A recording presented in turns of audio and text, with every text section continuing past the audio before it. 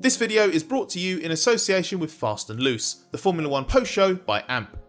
Ferrari's reliability failures, strategic howlers and the occasional driver errors have made its title defeat in 2022 inevitable for months.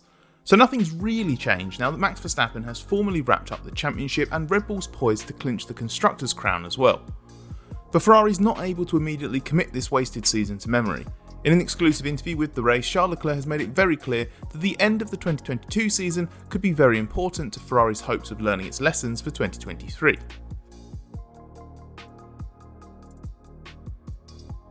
It would be a stretch to say that Ferrari's post-mortem into its failed title bid has begun in the wake of Verstappen winning the championship in Japan, given this has been the outcome expected for such a long time.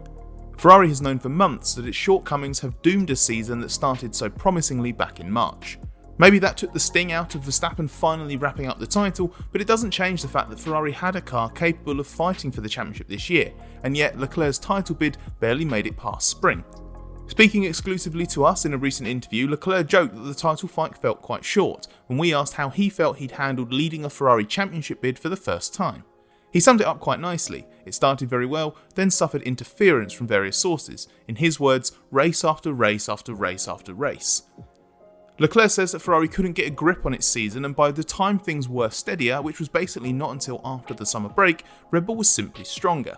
There has been a constant caveat against any criticism of Ferrari this season that it's made a big step since 2021 and deserves credit for producing a car and engine capable of fighting at the front again. But it's too easy to say that Ferrari's done the hard part and just needs to tidy up its operations. Leclerc reckons it will be just as difficult to go and find the last details as it was to get a car that has this level of performance. Leclerc has called on Ferrari to actually be a strong team on Sunday. If examples like blown engines and messed up strategies isn't enough evidence of that, then Ferrari's record of 11 poles and just 4 wins helps make it crystal clear where it's not been good enough this season. Where Leclerc wants to see Ferrari make a clear step is basically its competence as a race team. He references good calls, good strategy, good communication as things Ferrari must be better at. And while he thinks Ferrari has made some progress already, he points to a lingering tyre management weakness, which we'll come to again shortly, as another example of where it's still lacking on Sundays. Ultimately, Leclerc's message is clear. Ferrari's done well to produce a very fast F1 car again, but it needs to get a lot better at racing it. Check out Fast and Loose, the Formula 1 post show on AMP, a new live radio app where anyone can host their own audio show. Tune in live immediately after every F1 race as hosts Mika Hakkinen, Arnett and Michelle Beadle are joined by a rotating list of insiders, commentators and drivers. Listen, drop comments in chat or call in to join the conversation. AMP is live radio reimagined. Download the AMP app by clicking the link below and follow at AMP Presents F1 so you never miss a show. Currently available in the US only.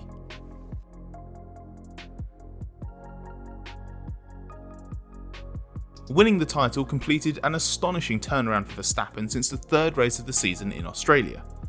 In Melbourne, Leclerc made it 2 wins from 3 races while Verstappen suffered his second retirement in the same period. It left him with a 46-point deficit to Leclerc and a great deal of uncertainty over when or if Red Bull could close that gap. Since then though, Verstappen has won a further 11 races and Leclerc just 1, helping Verstappen score 341 points to Leclerc's 181.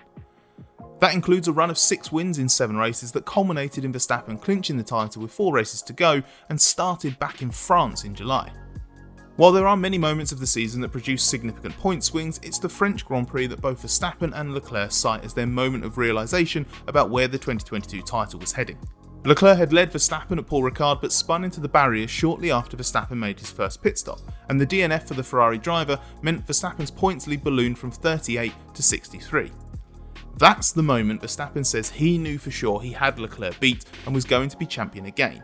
While publicly he wasn't going to get carried away at the time given there was so much of the season remaining, privately he knew that his lead was so big it would take something extraordinary to throw it away, especially as Red Bull's car was getting increasingly competitive. As for Leclerc, he views that era as the toughest memory of his season. He also suggested that any lingering hope he may have clung onto after throwing it off the road in France was extinguished a week later in Hungary. That's when Verstappen won despite only starting 10th and Leclerc leading at the halfway stage before slipping off the podium altogether.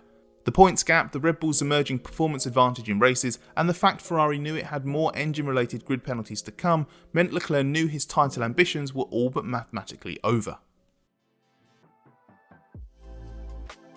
Leclerc says that his and Ferrari's motivation hasn't dropped since it knew the title was unlikely because they knew the importance of using the rest of 2022 to improve for next season. On the surface, that looks like a futile exercise, because Ferrari still hasn't won since the Austrian Grand Prix in July, and its slump in race performance in that time triggered concerns within the team that some upgrades had inadvertently made the F175 worse in race trim. Although Ferrari has continued to be competitive in qualifying during its winless run, it's failed to convincingly fight for victory since the summer break. Back-to-back floor tests in Friday practice at the Italian Grand Prix in September were part of Ferrari's process of investigating its drop-off in performance since France, where a new floor had been introduced. But Ferrari's analysis indicates that the new floor was indeed an improvement, which gave the team confidence it could pursue its development direction, leading to another floor upgrade in Japan. It was actually ready to be used in Singapore, but was saved because the benefit would be felt more at high speed, and after it finally made its debut, senior engineer Charles Leclerc said Ferrari was very confident about the work that had gone in behind the scenes and called the last few weeks crucial to confirm that we're going in the right direction. He likened it to being lost while driving and deciding to stop to check the map instead of cracking on and waiting to see what happened, and felt that this was vindicated by the car's qualifying performance at Suzuka with the new floor. Leclerc narrowly missed out on pole, beaten by Verstappen by 1/100th of a second, while Carlos Sainz was third and just half a tenth behind the Red Bull as well, when Ferrari had feared a similar deficit to the Belgian Grand Prix, which Red Bull absolutely dominated. This is being treated as a significant step internally at Ferrari, which would obviously not commit to an expensive upgrade at this stage of the season unless it had convincingly allayed its fears. And if it had failed to do that, then there would be a massive question mark over what Ferrari should do with its 2023 car and its potential to fight Red Bull and most likely a resurgent Mercedes next year. Instead, Ferrari is buoyant and may even bring further smaller upgrades to the car before the end of 2022. If it doesn't, it can at least commit to its development plans for the 2023 car with more assurance than it had a couple of months ago. The downside in all this is that the one-lap performance Leclerc was so effusive about in Japan yet again did not carry over to the Grand Prix, as in the wet, Leclerc's Ferrari used its tyres too aggressively. It suggests that an underlying tyre management and/or race pace issue remains, even if Ferrari has determined its cause wasn't related to its own development in the summer. This will only strengthen suggestions that Ferrari's car performance has indeed been impacted by a technical directive related to the mounting of the plank to the underside of the floor, despite protestations from the team to the contrary. That could be a different red flag for Ferrari going into 2023 unless it has a proper handle on that internally, and at least it has the winter to rectify any concerns. But whatever the true cause of its slump, this trend remains a key item on Leclerc's list of things Ferrari must do better next year. This video is brought to you in association with Fast and Loose, the Formula 1 post-show by AMP.